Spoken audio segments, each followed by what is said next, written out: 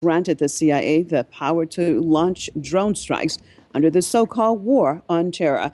The Wall Street Journal has cited U.S. officials as saying that the CIA, with the drone striking power, can now operate in Syria. Trump's move is a break from drone policies pursued by his predecessor, Barack Obama. The previous administration separated the CIA's capabilities and allowed the Pentagon alone to take such strikes. Well, the drone campaign, which was launched by former President George W. Bush in 2004, was increased dramatically under Obama. The U.S. has been conducting UAV strikes in several Muslim countries, including in Afghanistan, Pakistan, Yemen, and Somalia.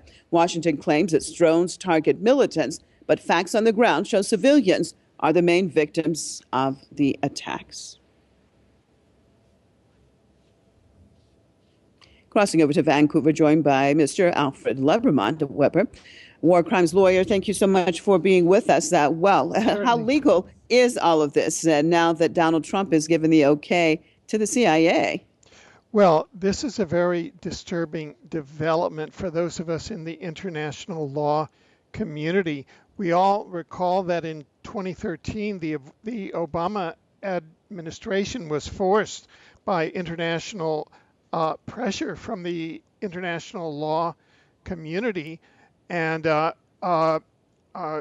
really coming to obey the Geneva Conventions, adopting what was known as the presidential policy guidance. It wasn't that it was just the CIA and then the Pentagon, but rather that in this two-part division here, under those rules which were adopted in 2013, U.S. cabinet officials, first of all, must generally agree in high-level deliberations at a proposed target away from a war zone, because in none of these countries has a war been declared. Nor has the U.S. Congress said that that these countries pose a threat to Americans, and that is intended to limit strikes targeting generic groups of suspected low-level foot soldiers, and quote that there must be quote near certainty that no civilians will be killed, and that is because the Geneva Conventions are very clear that a state, which the United States is a state that is a signatory to the Geneva Conventions, cannot carry out war operations that intentionally target civilians, especially here against nation states where there is no declared war. And so that's why the rules in 2013 were applied in order to structure international law under the presidential policy guidance in obedience to the Geneva Conventions. And so this development, which comes in the heels of the initial raid in Yemen, which was approved after a dinner party at the Mar-a-Lago club, an open dinner party where he sat with his Secretary of the President of the United States, sat with his Secretary of Defense, and in an offhanded fashion approved a drone strike and a raid that ended in the death of children. Now, they were kind of laying low, according to the press reports.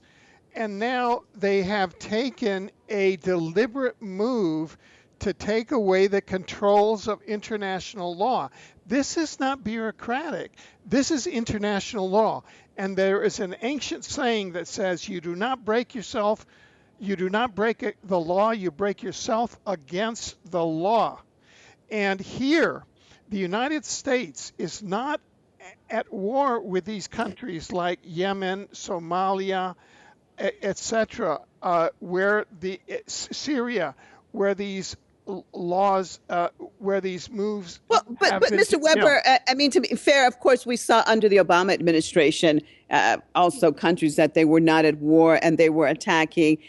So it just seems to be more of the same old, but just expanding it. And basically, I want to know from an international legal perspective, what can be done to stop the United States from doing this? Well, what can be done is to get enforcement of international law in these areas.